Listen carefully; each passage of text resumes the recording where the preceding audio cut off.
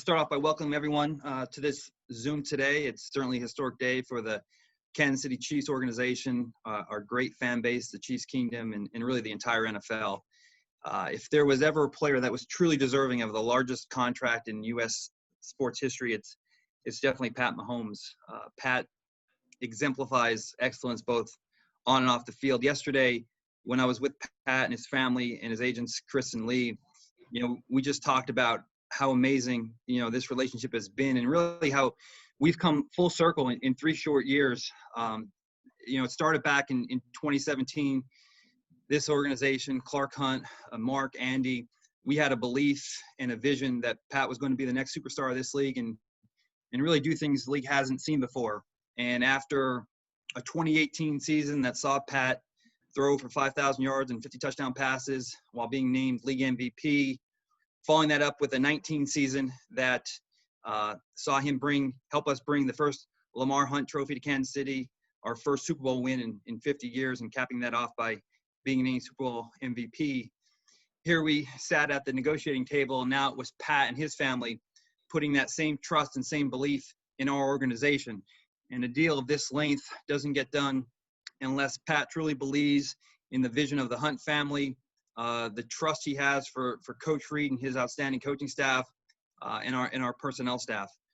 I think when you take a step back and look at this contract, though, I think the most exciting thing of this contract, and I believe Pat would agree with me, is that this contract shows just a total commitment and love for Kansas City.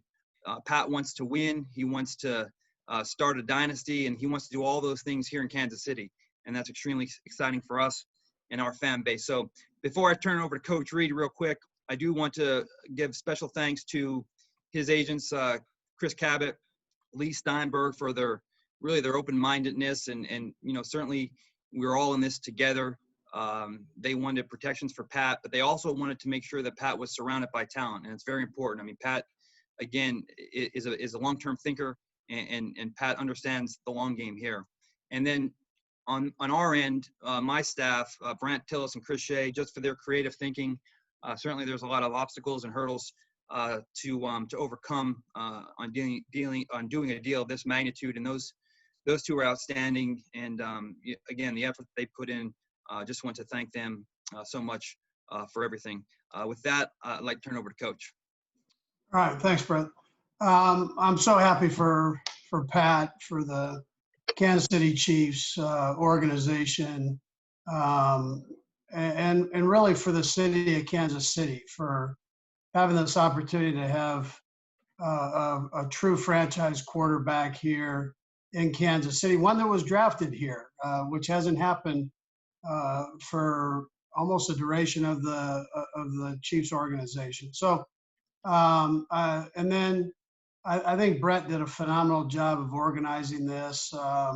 And Brett, I've mentioned before, had been instrumental in helping bring Pat to the Chiefs.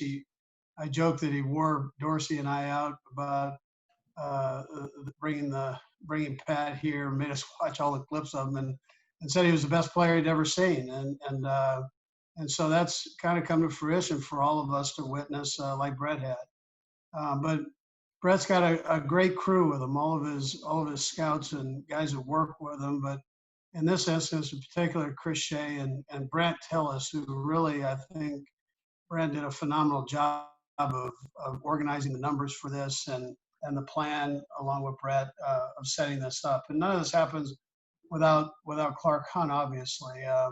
That's a bold move. I mean, we've gone above and beyond and found something that is phenomenal for Pat and his family, and also for the Kansas City Chiefs. Pat was so aware of the surroundings, like he is on everything, of making sure that not only was his deal done, but also almost to it was that he wanted the organization to have an opportunity to be able to bring in players, and that's in this day and age, that unselfishness is a tough thing to find at times. So my hat goes off to him and his maturity in this whole thing. And then, Brett mentioned Chris Cabot and the time that he spent over the last few years here, a couple of years of visiting our building. He was always here and kind of went above and beyond there to make sure that this all worked for Pat and his family, and also the Chiefs, and then Lee Steinberg, who's got a tremendous history with quarterbacks in this league. Man, it's awesome. So listen, all in all, I think it's a great thing. Very seldom do you come out of a deal and go, you know what, it's a win-win. It's a win for the player.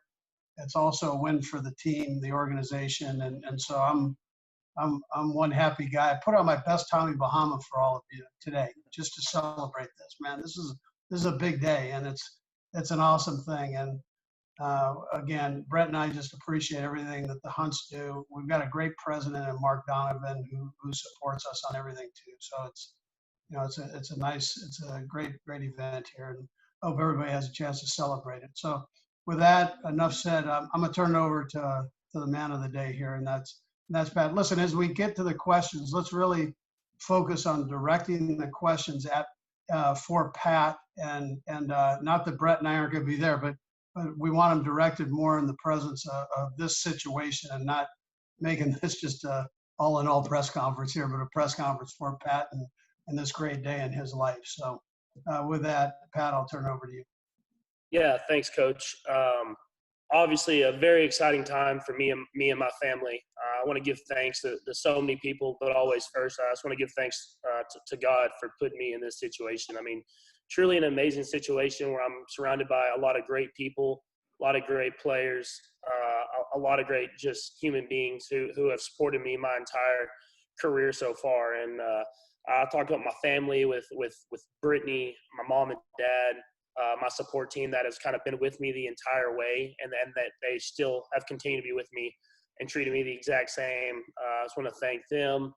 The Chiefs organization, like I said earlier, I mean, Coach Reid, Brett Veach, Mark Donovan, Clark Hunt, everybody. I mean, it's been a team effort the entire way, and I think that's the special thing about this organization is that, like Veach said, there's trust amongst everybody.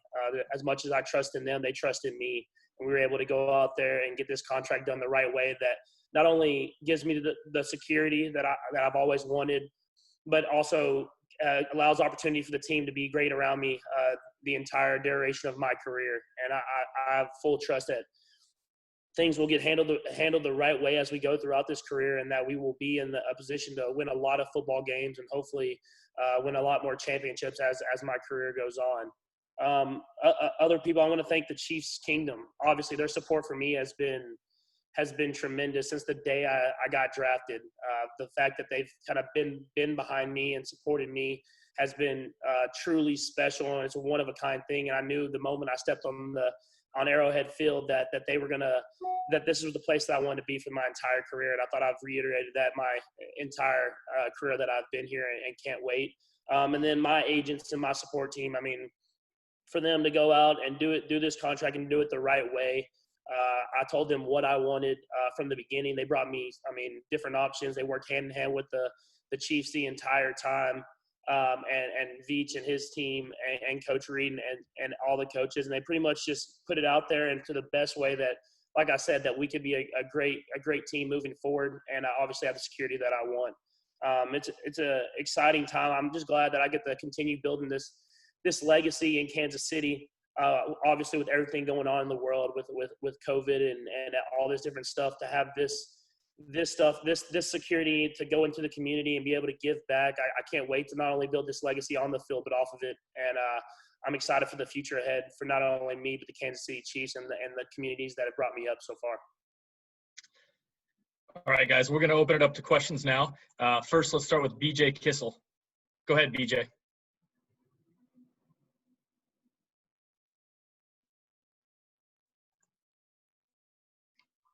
BJ, can you hear us?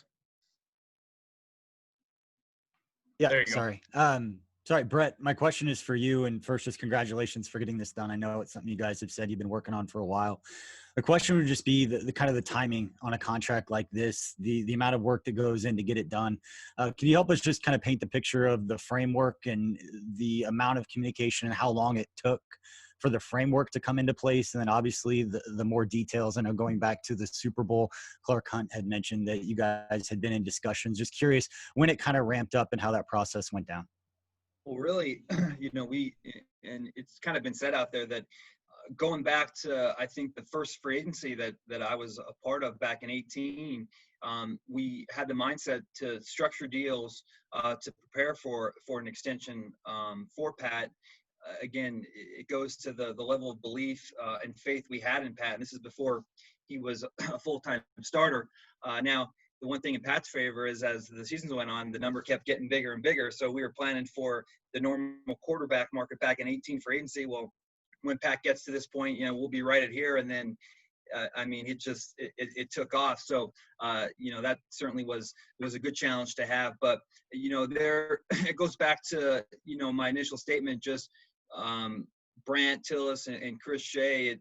I remember when the Trout deal came out, Brant coming down to my office and said, Pat's going to be a baseball contract. I mean, that's how good this kid's going to be. And we need to start thinking like this. And the cool thing about it is, and Coach alluded to this, where, the maturity level of Pat in this day and age, it's certainly, you're looking around in 3-year deals, 4-year deals, but, Pat just was so committed to this city and wanted certainly security like every player does, but also wanted to be here and to win and to, establish a dynasty. And he said, shoot, let's be creative. Let's figure out a way to do this. And I want to be here for the rest of my career and I want to win.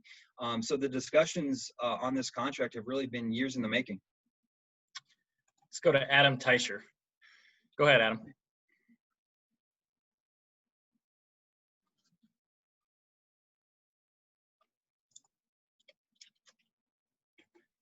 Adam, you got us here?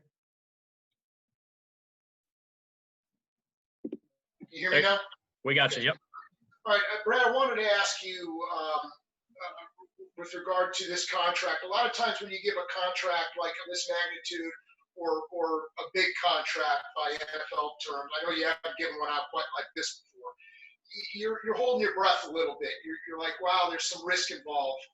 What's your feeling in that regard on this contract that not only Pat will be taken care of, but the franchise will get its money's worth on this deal? Well, again, it starts back from 2017, and it starts from the initial stages when, we saw this kid, we had a vision, and we knew that pairing Pat with Coach Reid was going to be something special, and they were going to be able to accomplish things that the league hasn't seen before. And again, you go back to, league MVP performance in 2018, and then what he accomplished last year in helping our organization win the first title in 50 years. And as coach and Pat will tell you, there's still a lot of improvement for Pat in his game, and he's still growing and learning. He's hungry, but the kid is, listen, he's on the call here, so it's a little awkward. But I mean, he's special. He's a special kid, and he, at such a young age, he's so mature, and he understands big picture thinking, and he understands that there needs to be a sense of long-term thinking, and I want to win a long time here in Kansas City. There are only a certain ways that this can be possible, and this is what's important for me. I know I'm going to be taken care of the rest of my life, but I want to leave behind a legacy, and Kansas City is the place I want to do it. So again, it's just a special day, and it takes a special kid to Adam,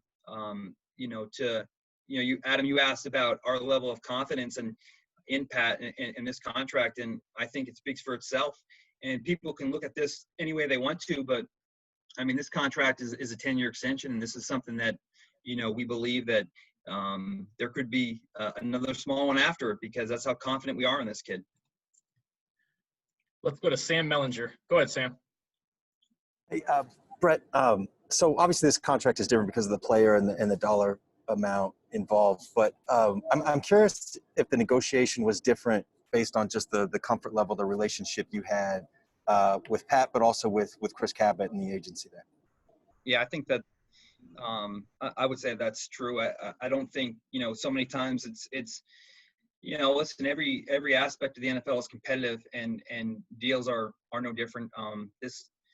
It was unique in the sense that there was never a sense of we need to win this or we have to win this. This was, how can we get this done? And again, that goes back to Pat, because ultimately Chris and Lee work for Pat, and Pat has to have, again, I keep repeating myself, this long-term vision on what he wants his legacy to be.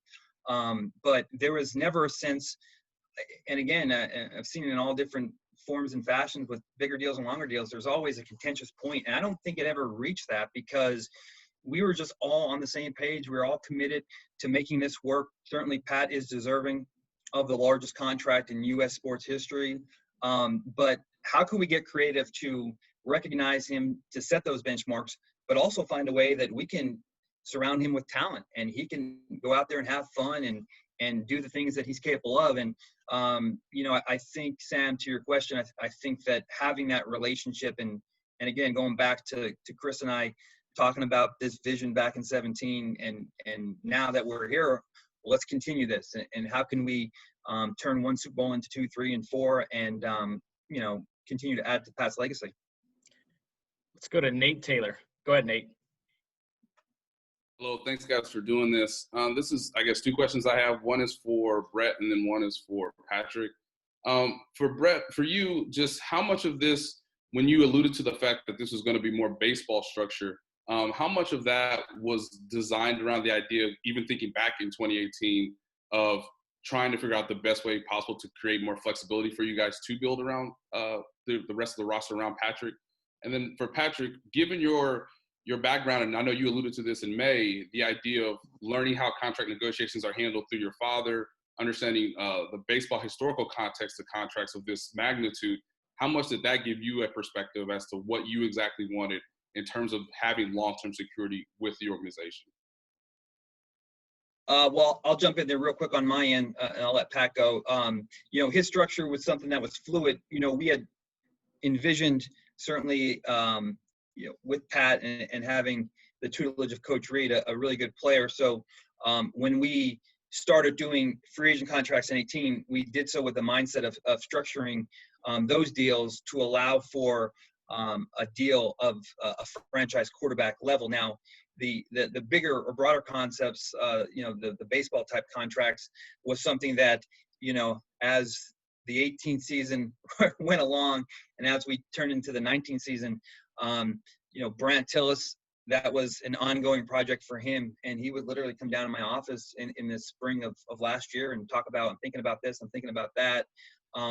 Hopefully, we can refine these ideas and concepts even more. And then when we get to this stage, we'll have something to work from. And so a lot of credit to those guys. But this was something that we talked about different forms of this. And as, Pat's success continued to climb, we geared more towards this type of concept. So again, just a lot of good foresight from the staff that I have working for me. Yeah, and to answer your question to me, I would say it definitely played a part. I mean, obviously being able to talk to my dad about it, be able to talk to LaTroy about it, and them going through the process of, they didn't sign that long-term contract, but they saw players who did, and they saw players who went about it and how they kind of got that long-term security and were able to go out there and play free, knowing that they had the security that they had always wanted. Definitely was something that I was able to talk to them about and get a lot of information from them. And look, I mean, you can't, there's no offense, you can't do this with every single organization, but when you have an organization with the stability and the culture that we have in the Chiefs organization, I felt very comfortable and had a lot of trust that I could do a contract like this, knowing that we were going to have that same stability by the time I'm at the end of that contract. Let's go to Surin Petra. Go ahead, Surin. Yeah, thank you for the time, guys. I guess for Brett and I'd be interested in Coach Reid as well on this. Just if you could you've said a number of times, maintain the ability to go out and put talent around Patrick, but the number is huge, right? Like is there anything you can point to as to how that is, that number doesn't just cancel out the ability to put players around him? And how can you have, what kind of uncertainty do you have with the COVID environment on what the salary cap's going to be, right? This isn't just a big commitment.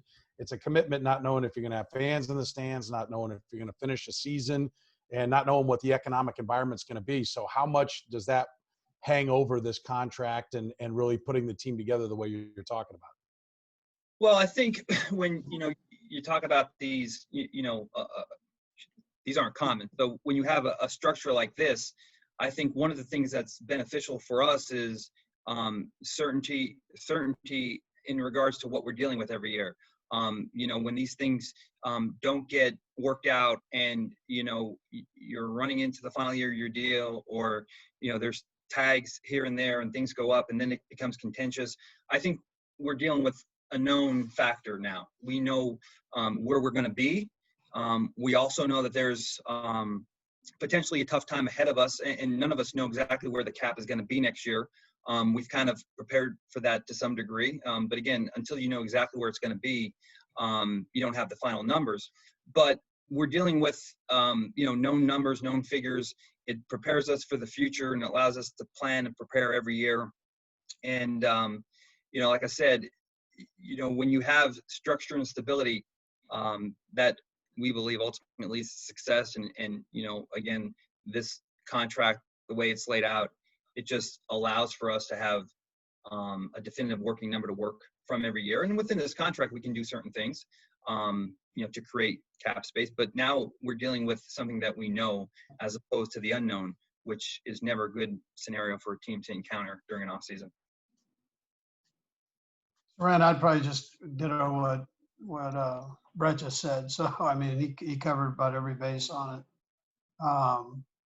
But I will tell you though, Pat, he was very conscious about the whole situation about being able to keep players. So, I mean, that was in the dialogue there, and he made it known to us that however we can work that out, we can do it. And then Brett and Brandt and Chris got together and they just masterminded the thing and made it work.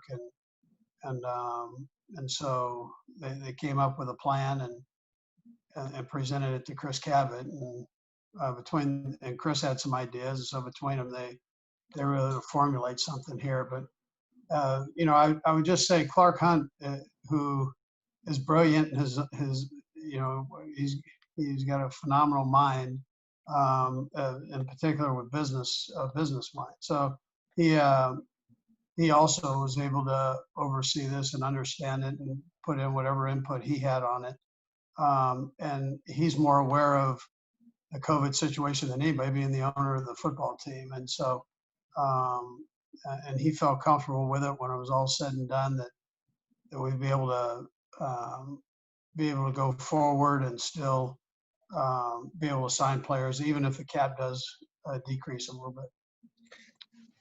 I will say this too, that if the ownership thing doesn't work out for Clark, he'd be a great cap guy, because it's funny how, we're so buttoned up and we've been working on concepts and ideas for this for multiple years.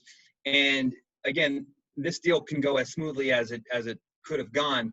But when we did run into a couple different hiccups, it's amazing how quickly Clark had an answer. And, it's, as Coach mentioned, certainly Brandt and Chris pulling all the legwork there, but Clark always has a few tricks up his sleeve, and he's extremely, we extremely appreciate his oversight on this for sure.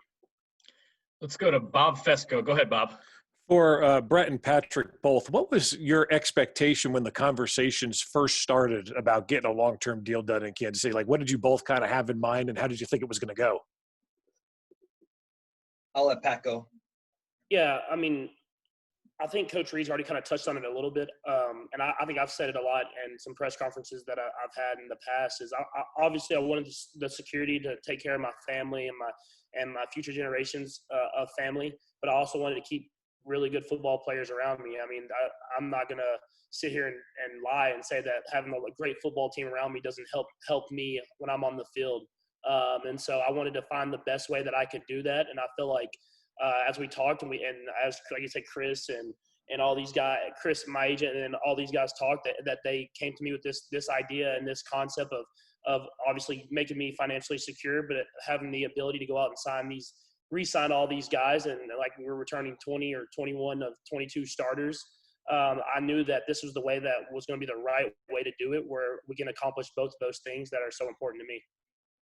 And I would just add that, we were a little ahead of the game just because of, the ongoing dialogue that we've had for, a year plus. So sometimes you get into these negotiations and both teams are starting from scratch, and both ideas and concepts are from left field. But because we had a unique relationship dating back from before the draft process to, I mean, almost every home game, as Coach mentioned, Chris always being here, and you know, there was a lot of times Chris spent the pregame discussing some of the things that actually came into play right before the signing. So we were ahead of the game, Bob, in that regard, just because we had so much dialogue leading up to this.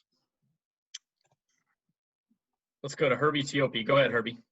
Hey, this question is for Coach Reid. Hey, Coach, when I think of great quarterback and head coach tandems, Brady, Belichick, Breeze, Peyton, Favre, Holmgren, what does this contract do for you and your coaching shelf life when you know you've got Mahomes in Kansas City for the next 12 years and you're going to be in your young 70s? So what does this do for you? A young 70s, huh? Listen, Herbie, I haven't got to that point mentally where I'm thinking about retirement. I love doing what I'm doing. One of the great things about this job is when you look forward to coming to work to deal with the guys, the players, the coaches, and I'm lucky enough to be around good players and coaches. And then this guy here it makes it even better. So it's he has a, you know, we always talk about the great quarterbacks make everybody around them greater. So, and he has a unique ability to do that with his teammates. And I haven't, you know, the Honey Badger is part of this too. So he was the first guy that texted myself and Brett when the deal got done. We got a text from Tyron, and he just said, "Hey, what a great thing you did." But both those two make our jobs very enjoyable. Being able to come to work and have two great leaders like that, along with the other guys that love to play the game. So listen, if it takes me into my 70s, let's roll, Herbie. Doggone it, I'm ready to go. I'll second that. The Honey Badger has texted me like 5 times. He's messaged me on Instagram and Twitter. Man, dude's hyped up for sure. All right, guys, we got time for a couple more with Coach and Brett before we let them go and roll with Patrick. Let's go to Sam McDowell. Sam, go ahead. Hey, guys, thanks for doing this. This is for Brett and Patrick. I wondered at what point during the conversation did the link really settle sort of exclusively on you know, a longer term? Was a shorter term deal like 4, 5, 6 years ever discussed? And what was the motivation, or at least what side sort of drove the conversations to focus more exclusively on something like 10 years?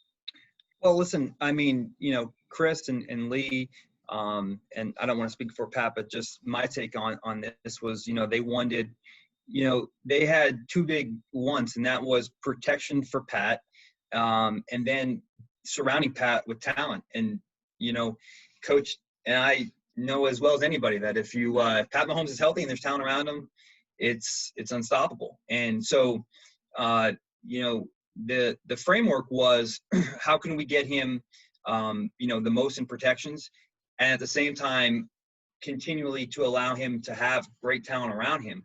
So it kind of started in the longer term. Again, and this goes back to the agents working for the player, Pat being very mature for a young age and understanding that I have a great city, great fan base, great ownership, Hall of Fame head coach. It's going to be hard to beat this. And how can we put, you know, how could we put Pat in a position where he is the highest paid player in the game, which he is, and on top of that, do so in a format that will continue to allow us to, you know, have talent around him. And so, again, I give credit to their staff of just wanting to do a legacy deal and not just a cash deal. And that's what people have to understand. And saying that, it's easy to say that, but you have to have a special and a unique person like we have in Pat to understand that, hey, listen, I'm going to make more money than I'll ever know what to do with. And I want to see our organization reward other players. And I want to see, you know, myself surrounded with these players like the Badger and Tyreek and all these guys. So, you know, I joke with Chris. I said, it's almost impossible to do the biggest contract in sports history and have a player look, unselfish. But somehow Pat, again, is able to do this in a unique way where he's the highest paid player in the game and will be for a long time, yet does so in a way that allows us to reward his teammates along the way. It's very unique, and I don't think the city should take that for granted. I know they won't. But again, I think back to my opening statement that this contract and the length speaks to Pat's love and commitment to Kansas City. He wants to win, and he wants to do it here in Kansas City. Yeah, I mean, I'll second that. I mean, he said he probably hit it right on the head. I mean, like he said, I went in there with an open mind. I went in there with like those two concepts. I wanted to keep great players around me and obviously reward them for being great players and support and being a great teammate and everything like that. And I wanted the security that I've always talked about. And I feel like once this concept came to me, I was all aboard. It was all about the details at that point. And I thought the Chiefs organization did a great job, and I had a lot of phone calls with Chris and Lee and them, interrupted a few golf games about every single day. And so it was I went in with the open mind, and when the concept came to me, I loved the idea, and we were able to do it the right way, and I'm excited for the future ahead. All right, guys, I know Vahe has a question for all three of you, so we'll close out Coach and Brett with questions from Vahe. Go ahead, Vahe. Hey guys, congratulations. Just so much has been said about trust in all this, and it's obviously pretty essential. I wonder if Patrick, you could just describe going back with Andy and Brett to how you came to trust them so much, and if all three of you could just speak a little bit more to that point about how your relationships drive this. Yeah, I mean, I think trust is something that's built, and I feel like with my 3 years that I've been in the Chiefs organization, you see the trust that everyone has within each other. Everything that Coach Reid says, everything that Veach says, and everyone in this organization says, that those things happen, and they put in the work every single day. It's like a challenge if I can try to beat Coach Reid or Veach to the facility one of these days. I mean, they put in as much effort as anyone, and when you have a culture like that from the top down, from Clark Hunt all the way down to sorry, my dogs are barking, to the 75th, 90th, whatever it is, man on the roster. I mean, that trust and that culture is something that I want to be a part of, and it's something that's built every single day, and it's been built every day I've been a part of this organization. Brett, you want me to jump in here? Yeah. Good. Yeah. All right. So, Vahe, I would tell you that when you talk about team, you talk about trust. I think it's one of the biggest factors when you're dealing with an organization and a team. If I can't trust Mark Donovan, Clark Hunt, if I can't trust Brett Veach, and then the players, and keep an open book with everybody in the group here, then you have a problem. Then you're not going to have sustained winning. And so we've tried to strive for that. And not only do we do it with Pat, but we do it. The coaches do it with their players, and don't say something that you can't back up or that you don't mean.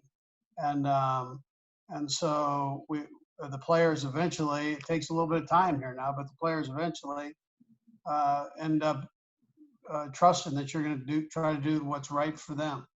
And then likewise in the organization, we try to do the same thing with one another. So we be as honest, try to be as honest as you can with people so that they'll trust you. And sometimes honesty is a tough thing, especially in this day and age, but with all this technology, there's no better time to be honest than right now. So, you're held accountable for everything that you say. So it's best to be truthful or don't say anything. So anyways, that's kind of how we roll.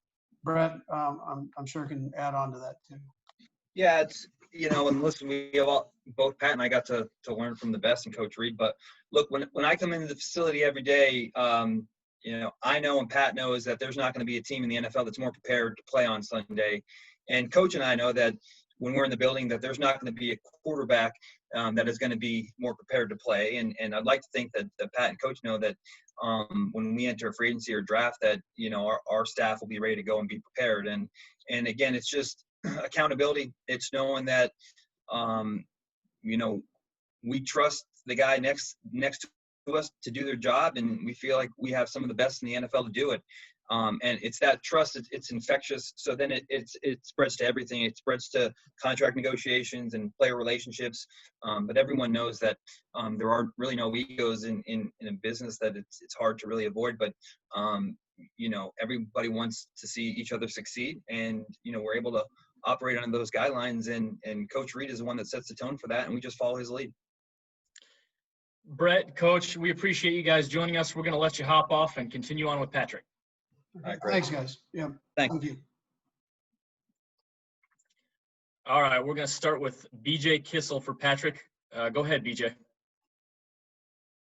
Thanks, Brett. And again, I know you've heard it before, Patrick, but congratulations on getting the deal done. And I'm sure a lot's gone through your mind lately, but for you going back to high school and the decision that you made to pursue your passion of playing football in college, I know you were playing baseball too, but turning down more than $1 million signing bonus, how does it feel now? And have you had a chance to think back of just what it means to you to kind of bet on yourself in that way and win from a financial perspective, but also the message that you can now share just about telling everyone to trust in yourself, follow your passions, all those things that you've preached, that you've kind of lived it now? Yeah, I think I haven't really reflected on it, I think, yet, honestly. But I think the biggest thing is, like you said, that's just how I've always been built. It's how I've always thought of myself, is just to follow my passions and do whatever I can the best of my ability. And it's something that was instilled in me by my parents when I was young, and I still believe the same things today. And it's never been about money to me. Obviously, it's awesome and it's an exciting time for me. But at the same time, I've always just been about being the best person, the best player that I can be every single day. And this is another step, I believe, another step in the journey that's just beginning. And I'm just excited that we have this done, and I have that security where I can go out there and be the same player that I was, and that same person that I was the day I stepped in this league. Let's go to Pete Sweeney. Go ahead, Pete. Hey, Pat, congratulations. Thanks for taking some time. I was wondering, I know that you had been tweeting and you did a couple interviews over the summer watching The Last Dance and Michael Jordan's career and what he was able to accomplish. And you've had one of the most outstanding starts to any NFL career. And I was wondering how much maybe that legacy idea of you want to put together not only a good year or two, but a good 15 years, how much of that went into, okay, even though I'm going to make this really big number, I'm still allowing this organization to surround me with pieces so that maybe I can achieve things that no one else ever has. Yeah, I mean, I think it happened even before that. I mean, I think watching The Last Dance and watching Michael and all the stuff that he did and that he's done and all the success he has, I mean, it's just affirmation. I mean, it's something that I've always believed in, those things about the legacy, about going out there and being the best player and having the best teammates around me.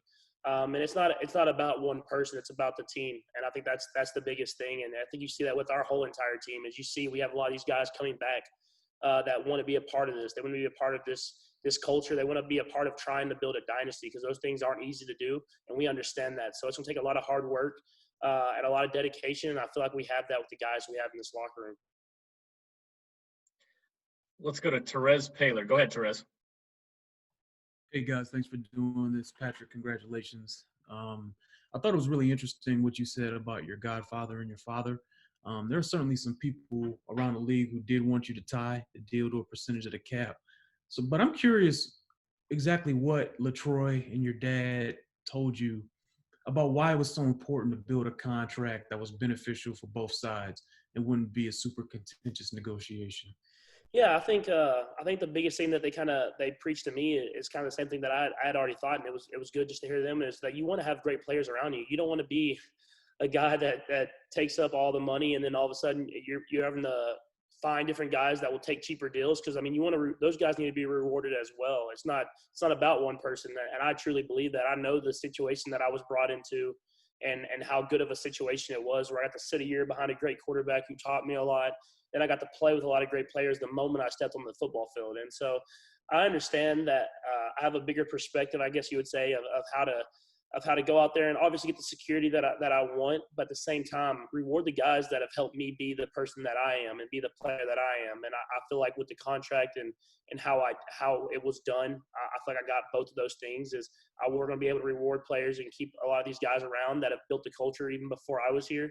And at the same time, I have the security that I know that my future generations will be able to have. Let's go to Harold Kuntz. Go ahead, Harold. Hey, Patrick, congratulations. That's really big.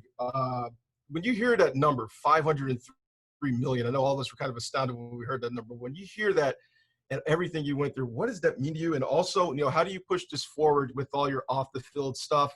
And how do you, use your name, use your legacy to push everything that you do amazingly off the field as well? Yeah, I think that's the main thing. I mean, obviously in the time that we are in right now, I mean, there's so much opportunity to go out there and try to help the world become the best place that it could possibly be. And I feel like having this security and this trust within the organization, and obviously the financial help, I'll be able to do that. And not only in the Kansas City community, where I hope to impact as much as I can, as quickly as I can, but hopefully around the world. And so to have this trust in the organization to be behind me, not only on but off the field as well, I feel like I'll be able to make a huge impact in this world in many ways. And I'm just excited for the next step and to continue doing whatever I can to help achieve that. Let's go to Steve Walls. Go ahead, Steve. Hey, Pat, congratulations, man.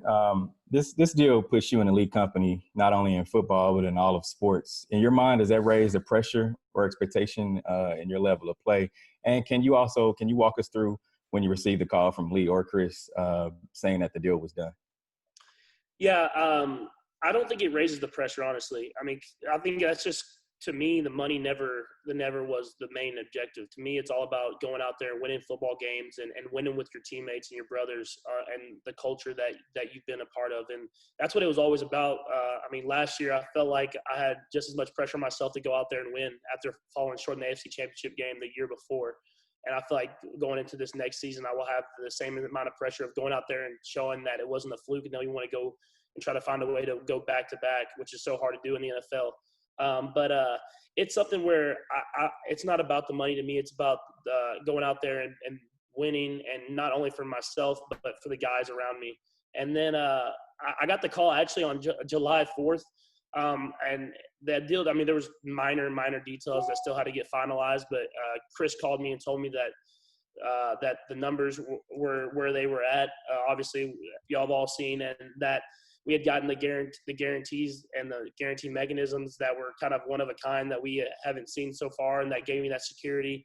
And so I knew that once that was in place, that after that it's just the little details. And so we got it. I got that on July 4th and ended up signing on July 6th. So it was a great July 4th, seeing the fireworks in the backyard with my family.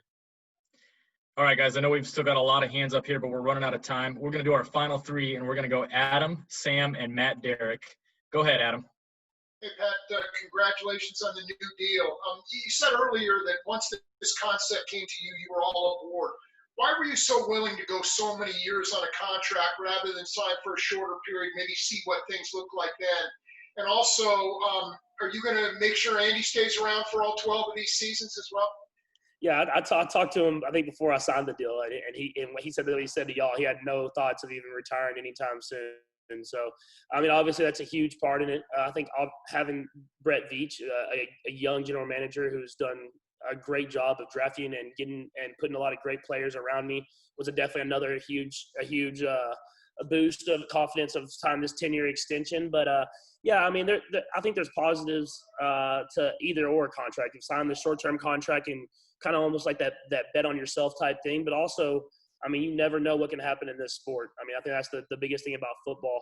And so for me, having the 10-year contract, knowing that, I mean, things obviously could happen. The economy could boost, but at the same time, I mean, you look at the world that we're in today, and stuff could happen that way too. So I just wanted to have the security of knowing that I'm going to be a Kansas City Chief for a long time. I'm obviously going to have enough money that I'll be able to help out future generations, my grandkids, their grandkids, and everything like that. And at the same time, I mean, I think we did a good job with Chris and Brett and all those guys of having enough money to pay all the guys around me. And I think that was the biggest thing of the deal that I loved about it is we're going to be a good football team for a long time. It's about going out there and just executing, finding ways to win. Let's go Sam Mellinger. Go ahead, Sam. Yeah, hey, Patrick, congratulations, just like you hear from everybody else. Look, I know you have a lot of trust in Chris and Brett and what they do. I also know that you're a very detail-oriented person. I'm just curious, like beyond, I want to be here for a long time. I want the team to have money to pay other guys. How into the weeds, how into the details did you get in this negotiation with them? Yeah, I was pretty deep. I mean, I deep in there. I mean, when I told Chris, talking about Chris calling me, he called me pretty much every day that he had a conversation with the Chiefs to get updates and everything like that. And so, I mean, these deals take a little bit of time, and they've been talking for a long time about these deals. And I felt like I was very informed of what was going on. And I think the biggest thing to me was those guarantee mechanisms in the later years in the contracts. Those were the kind of the deal sealers to me of knowing that they have full trust in me, and that the Chiefs are going to do whatever they can to have the best team around me every single year until hopefully the end of my career. Let's go to Matt Derrick. Go ahead, Matt. Hey, Patrick, congratulations. You and everybody have been talking about the ability to add talent around you. And Brett referred to the fact that, this at least puts firm numbers and you've got flexibility to make changes later.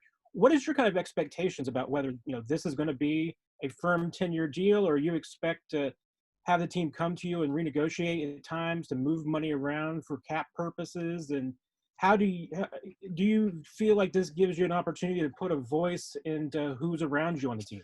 Yeah, I mean, I kind of leave that to Veach and Coach Reid for the most part. Of them, they've done a great job of building great teams wherever they were. If that was in Philly or if that was in Kansas City, they've built great teams and picked the right players. So, I mean, obviously they come to me sometimes and ask me a few questions here or there, and I give my input, but that all comes down to them pulling the trigger and getting the right guys. And so, obviously with the deal and how it was structured, we'll have a lot of room to move money around and keep great teams around. And you've seen a lot of great quarterbacks do that in the recent years with Rodgers and Stafford and all these guys who do these different type of things. And I wanted to have that flexibility to do that because you want to, like I said, you want to have a great team. You don't want to. You want to be in the playoffs every year. You want to be competing for championships, and that's my goal. And so having that flexibility will be key to having success and year in and year out. Patrick, we have one more guest that I think that wants to congratulate you. All right. David, can you hear us? Yeah, guys, I got to say I'm a little disappointed there wasn't one smart-ass question asked, so I guess it falls to me. Mr. Mahomes, I'm sure you have a rich appreciation for NFL history and all the great quarterbacks, and I consider you one of the great quarterbacks. And you probably know this, Johnny Unitas with the Baltimore Colts in the offseason worked at a tile store. Now, with this new contract, do you feel like you are in a position now where you can stop working at the tile store in the offseason? I think it's gonna take a few years before I have to give up that one. That's a stable job that I could have and have a steady income. So I don't know if I'm gonna give up on the towel store. I mean, plus you get free towels. Who doesn't love free towels? When you have a shower, just a nice dry towel every time. You are a good kid. And one follow-up question, the Chiefs have a lot of employees, and it's a standard thing everybody has to do. So are you going to be filling out a weekly timesheet? I don't know about that, honestly. I'll have to get to Coach Reid and get a valid answer for you and follow up. I think Brad G can get it to you. Okay, and one last question. These deals are tough. A lot of negotiating going on, and they incentivize them a bunch of different ways. It's been reported, and it's just a rumor, that at one point there was a higher you guys are looking for a higher cash incentive, but then you would also have to take ownership of the Las Vegas Raiders, and that was able to keep your price actually lower because you refused that deal. I didn't get that information, but I heard that I'm gonna get a lot of ribs out of this deal, and I heard that I know a guy that has a rib place out in LA that might be able to help me out with that. Yeah, it's my house. I work out of my porch. Come on by. Hey, thank y'all. Patrick, we appreciate you joining us. Hopefully we get to see you soon. See ya. See ya.